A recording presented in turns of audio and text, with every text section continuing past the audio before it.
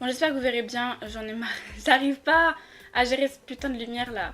Et j'ai chaud parce que la météo, je crois qu'elle est en panne la météo les gars, parce que c'est marqué 3 degrés sur la météo là. Mais là il fait super chaud. J'ai trop chaud. Ok, je suis à l'intérieur, mais même dehors il fait bon. Du coup j'ai envie de me changer parce que là j'ai trop chaud. Ok, j'en vais même plus, ça va mieux. Maintenant j'ai faim. Bon, ce que je vais faire aujourd'hui, c'est que je vais tester un fond de teint. C'est un fond de teint que j'ai vu sur beaucoup de chaînes YouTube, j'ai vu sur beaucoup de sites. C'est un fond de teint qui apparemment utilise les make-up artistes sur les mannequins par exemple, ou sur les modèles. Mais apparemment c'est un truc de fou. Écoutez, je sais pas si vous en avez entendu parler. C'est le fond de teint Foera. On nous dit que ça modifie, masque efficacement les cernes, les rougeurs, l'acné et les imperfections, finition longue durée et naturel sans huile tout en hydratant. Créer le maquillage parfait. Donc c'est celui-ci. Ça me choque parce que... Enfin ça me choque. Il y a pas de... Normalement il y a un petit couvercle en plastique par-dessus la pompe et là la pompe elle a l'air libre. J'espère que c'est pas grave. Donc je l'ai pris en 104 Beuve Beige. Je sais pas du tout si ça va être ma teinte. Ça a l'air pas trop mal mais ça a l'air d'être un petit peu trop foncé beige. Bon on va voir. Je l'ai acheté sur Amazon à 2,69€. Donc je me suis dit écoutez, ça vaut le coup de tester si c'est vraiment un fond de teint révolutionnaire. Je vais me passer un coup de lingette sur mon visage pour vraiment tout enlever et pour faire ressortir mes petites rougeurs. Je prends le fond de teint, je prends mon pinceau et je vais en appliquer. Je sais pas si c'est assez, c'est super épais. Il est super épais le fond de teint, on dirait une crotte. Alors, au niveau de la teinte, je crois que c'est pas mal. Hein. C'est peut-être un petit peu trop clair, mais c'est pas très grave. Vaut mieux trop clair que trop foncé.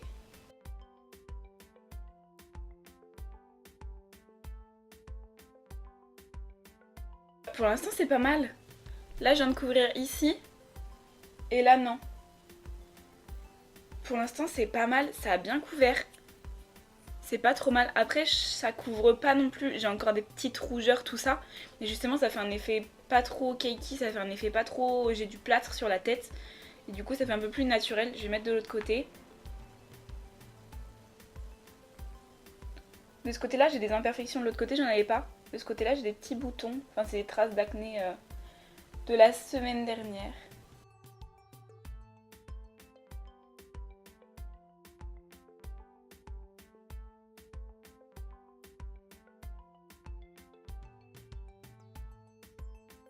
Alors, première chose que je peux dire, franchement, c'est pas mal. J'aime beaucoup l'effet que ça donne. Ça a bien... Ça couvre bien, regardez mes paupières, on dirait que j'ai mis de la base. Enfin, on voit plus mes petits vaisseaux. Donc tout ce qui est petits vaisseaux, rougeurs, tout ce qui fait qu'on n'a pas le teint uni, ça camoufle quand même pas mal. Après les boutons, ça camoufle la rougeur. Là, je suis plus rouge à ce niveau-là. On voit encore l'espèce de la petite montagne, mais bon, ça c'est normal, on peut pas faire des miracles non plus avec juste un fond de teint comme ça. Mais sinon, franchement, c'est pas mal. Par contre, il est vachement épais, mais j'ai remarqué qu'il fallait en mettre quand même pas mal pour avoir une bonne couvrance. Mais ça c'est cool parce que du coup, il est modulable. Du coup, si vous en mettez pas beaucoup, ça fait un voile assez léger, et plus vous en mettez, plus ça va être couvrant, et ça c'est pas mal parce que ça va s'adapter à nos envies. Il y a des fois où on n'a pas beaucoup d'imperfections, on n'a pas envie d'avoir un gros truc sur la tête, donc ça peut être pas mal, et des fois où on a plein d'imperfections, on a juste envie d'être complètement couverte. Ce que j'ai bien aimé sur le fond de teint, enfin ce que j'ai vu sur la boîte et sur la description, c'est que c'est sans huile, donc moi qui n'aime pas les teints glowy et qui n'aime pas briller, je me dis que ça peut être pas mal. Et je pense que c'est pour ça que les make-up artistes l'utilisent sur les modèles et sur les mannequins.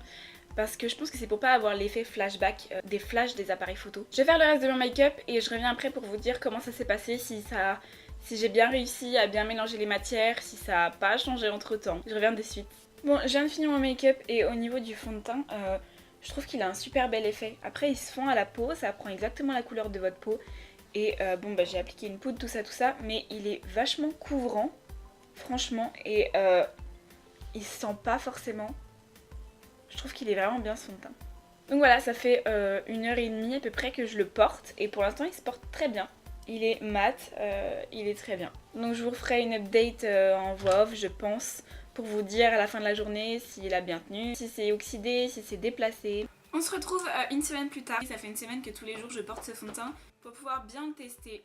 Ce que j'ai à dire dessus, à première vue, il est super joli. Quand vous l'appliquez, vous avez plus de défauts. Il est très bien. Il est mat.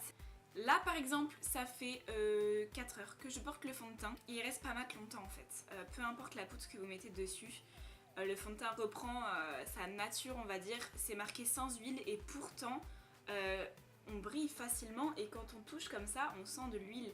C'est ça qui est bizarre. Donc franchement il tient bien sa promesse de couvrance tout ça. Mais au bout de 4 heures déjà briller et quand on fait comme ça, ça enlève la matière, vous avez de l'huile. Je trouve pas ça franchement normal. Dès que le sébum commence à se mêler à votre fond de teint, et bah il y en a plus en fait, vous pouvez faire ça et vous allez l'enlever tout seul. Donc voilà, j'espère que vous verrez bien. Mais là, quand j'ai fait ça, j'avais de la matière sur le doigt et là j'ai plus de matière à ce niveau-là. Genre plus du tout. Ça a tout enlevé, donc là on voit encore j'ai du fond de teint, de la poudre, tout ça. Et là, ça fait un gros trou. Pareil de ce côté-là.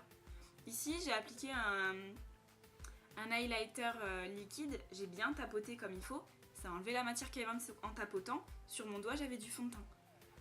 Là c'est normal que ça brille, j'ai mis de l'highlighter, mais là ça brille de partout, ça brille, ça brille. Pourtant j'ai mis ma poudre NYX comme d'habitude, hein. Mais voilà, j'ai testé sur plusieurs jours et ça me faisait ça quand même. Donc voilà, j'espère que la vidéo vous aura plu et je vous retrouve dans une prochaine.